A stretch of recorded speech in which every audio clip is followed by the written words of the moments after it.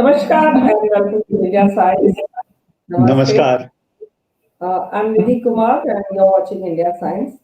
India is the fastest country, friends, to have been vaccinating so many millions, and the figures as of today are 6,22,390 people vaccinated. So far, these are only frontline workers. This vaccination program of the GI has been started since February 2nd, 2021.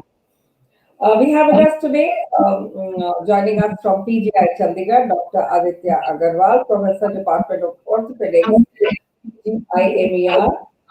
Namaste and welcome. Namaste. Namaste. So we have a very candid conversation, sir, about the vaccine and how good it is and all of that. So can you just tell me what people who are taking it in Chandigarh? Yeah, as far as vaccine is concerned, there is a mixed response in Chandigarh. Among the healthcare worker, the people are very excited about the vaccine, and they are ready to take according to their turn.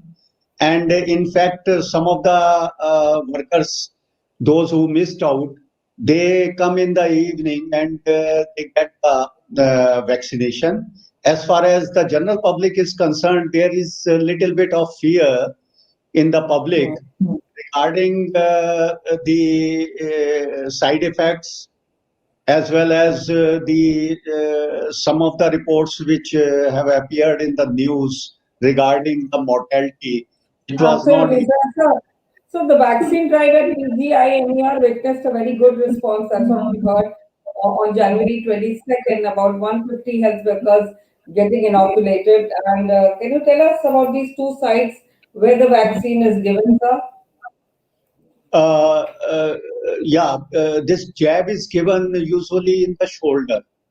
Okay. Yes, So, sir. yeah.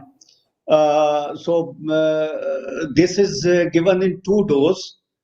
So first dose has been inoculated, and after 4 to 12 weeks, second dose can be given in order Okay. to complete the vaccination. Right, right.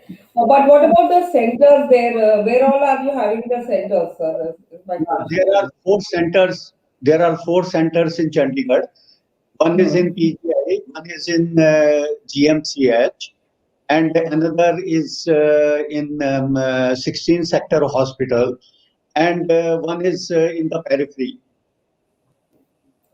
So my question now is that जो आपके आगे के centers हैं, meaning the once the frontline workers are done from March 1st, the GOI has announced that they are now going to look at people over 50 years and so on and so forth.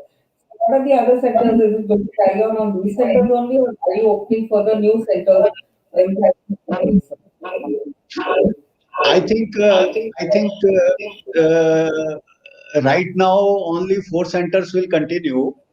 Okay, Hmm. there was some problem with one center, so there were three centers where it could be given, and but they are the authorities. They are planning to start three, four more centers in Chandigarh, so that the vaccination drive is accelerated.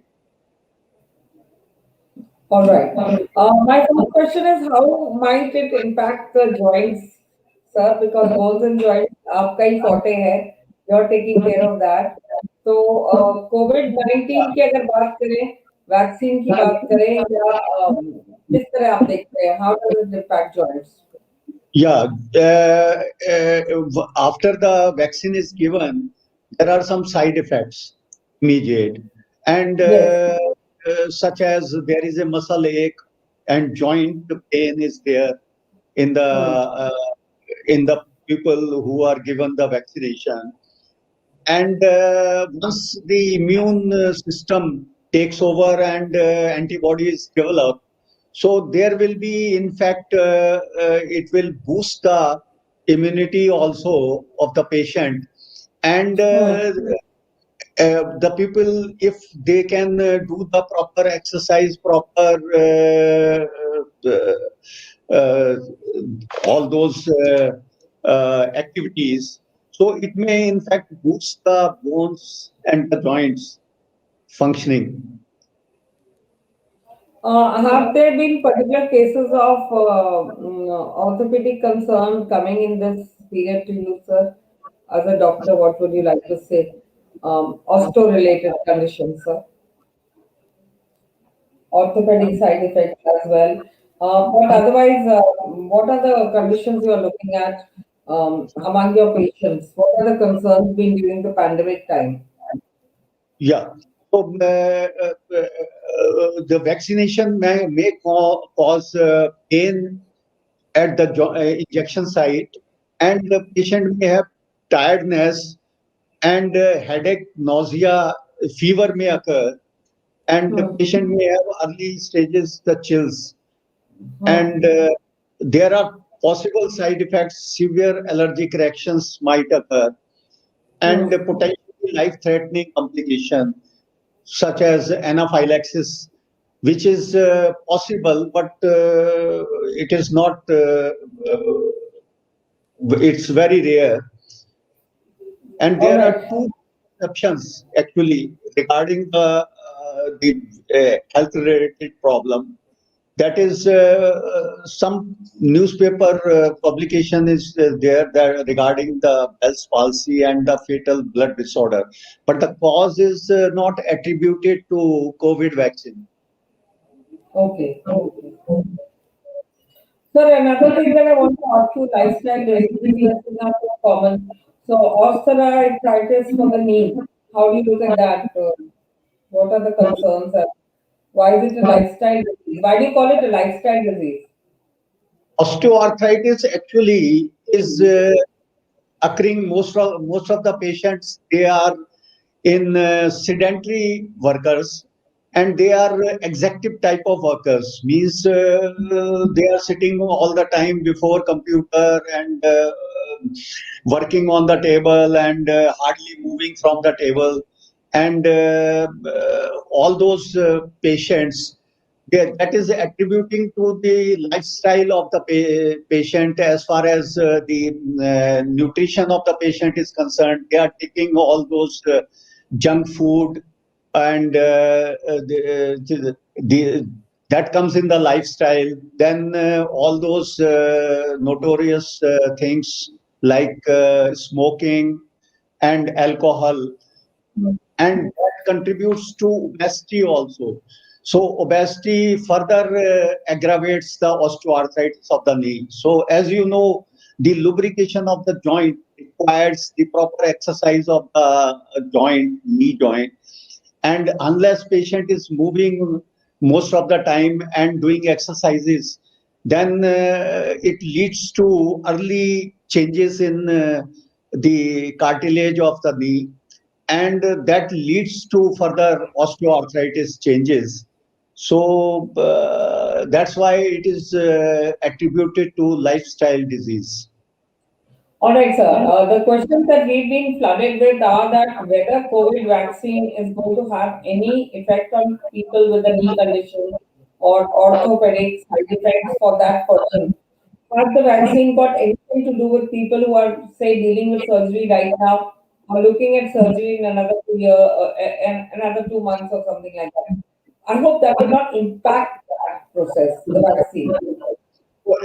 As far as the lifestyle of the persons is concerned, and that is increasing the COVID vaccine, COVID-19 as such has led to the increase in the osteoarthritis because of the lockdown. The persons were not moving out of their Yes, places. yes, yes. Very, very relevant point, this is. Yes. Yeah, so they were on virtual for everything.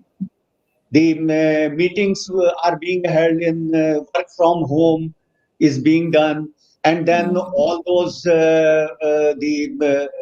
you are eating, but then it is not burning. So it is adding to the obesity and other things, and then psychological problems. That is further adding to the agony of osteoarthritis. So that Yes. way it has increased the load of osteoarthritis of the knee. Of course, another question that is very important is that if someone is due for a elective orthopedic surgery like a joint replacement, then can that person take both the doses of the vaccine? What are the suggestions by you if arthroscopy has to be done? Yes, as far as early lockdown was there, the elective surgeries they were stopped in our Hmm. institute, and I think recently, they were stopped in most institutes, sir. I think yeah, they were most of stopped the in most institute, institutes. yes, yes, Doctor. only emergencies were going on, and Hmm. in orthopedics, because of the trauma, fractures are there, and we were able to do those surgeries, and with all the precautions of first subjecting the patient for COVID testing, and once once Hmm. COVID negative was there, then we Hmm. operated those patients under all the coverage, PPE kits, and all those double mask, double caps, and further the shield or the goggles. As far as emergency surgery in the COVID patient was concerned, they were shifted to the COVID hospital. So in the PGI, we had NHE.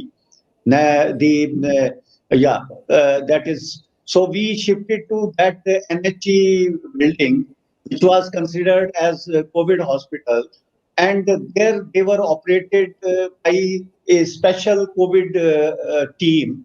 They were Hmm. posted for a week continuously, and then they were quarantined for 7 to 10 days and up to 2 weeks, and Hmm. then testing was done. As far as elective surgery is concerned, they were stopped, but recently we have started elective surgery in most of the hospitals. That is the situation, and that is again testing is there for COVID vaccination, and once they prove to be negative, only then we negative, that we take it as positive, and then we operate with the PPE kits and all those shields and all those the eye shield and those goggles and um, And keep yourself protected too in the process. Yes. yeah, When do you yeah. think, how do you think the state can, sir, perhaps boost the turnout of the people so that we may inoculate the older and the vulnerable population first, which is required now that the third stage is starting, second phase is starting, I'm sorry. Yes. So the idea was to vaccinate up to 55 years of age and the healthcare workers in order to Hmm. prevent those patients because this vaccination has been allowed under accelerated emergency situations because the third phase trial are still not over. Only after a second phase trial, these vaccinations were accelerated for use by the government. And Hmm. in the next phase, by that time, some results will be there regarding the side effects and the possible problems in the vaccinated people. So some early results will be there, and then these vulnerable population, especially the elderly people and the children, they can be vaccinated in the next phase. Right. Can you please define herd immunity according to what is herd immunity? And Yeah, also passive and active immunity, sir. yeah, herd Doctor. immunity. Active As immunity and passive immunity.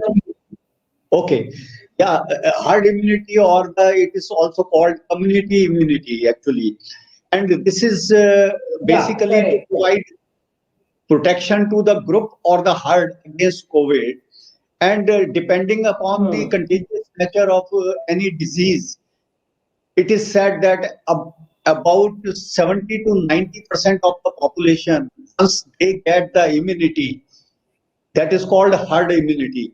So It can be done in two ways. One is vaccination, and second, if many people contract the disease, then herd immunity may develop.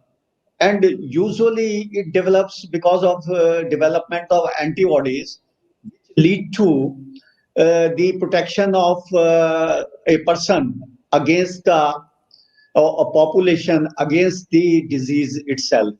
So spread is prevented or slowed down. So if somebody gets the disease of COVID after vaccination, or 70% of the population is covered under herd immunity, so then the disease will not manifest in the way it is manifesting right now, or earlier it was manifesting. So the virulence of the disease will be less, and some of the people will not show the severe symptoms. That is so, and then spread of the disease is also slowed down from man to man because immunity is there. So spread will be checked. So another question that is coming up is that if the person has been vaccinated and still gets COVID symptoms or still shows those kind of symptoms that COVID-19 or SARS-2 virus has, does that person need to self-isolate then? Or is Yeah, the definitely. vaccination? Yeah, that's what. Definitely. If somebody is vaccinated and he shows the COVID symptoms, that means that COVID infection was already there before he was vaccinated. Okay. Hmm, hmm, So, hmm. yeah. So that way he has developed, and he has to isolate for 7 to 14 days, at least 14 days. And then he should be tested for COVID to show that he is negative with the COVID. So Okay. definitely, and he has to observe all those precautions like the distancing after he has tested negative. He should use the mask, social distancing, all those things, and take the healthy diet for maintaining the immunity so that he doesn't get it again. So, how often do you think that the government should conduct, state government should conduct zero surveillance? And what do you mean by zero surveillance? And also, reports have suggested about COVID. Is that active in your state, sir, in Chandigarh? Yeah, The COVID app. zero surveillance. The basic idea is for zero surveillance to check the transmission of this thing and monitoring the. Active cases. Hmm. Yeah.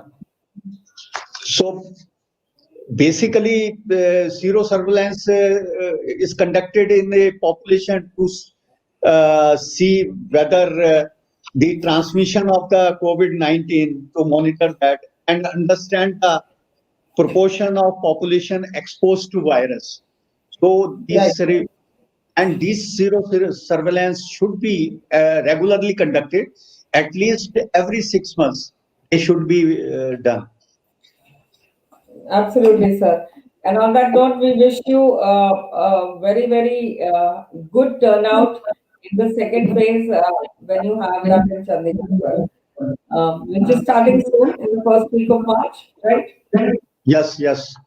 And thank you so much for joining us today. And on that note, this is a wrap of this edition of Fact File. And the COVID-19 vaccine, friends, is still in the implementation stage and in the second stage now. And according to Dr. Aditya Aggarwal, the immunization drive is being monitored regularly at block, district, state, and national level. So on that note, thanks for watching. Keep Thank tuning you. into Insights for more updates on the COVID vaccine. Thank you, Namaskar. Thank you.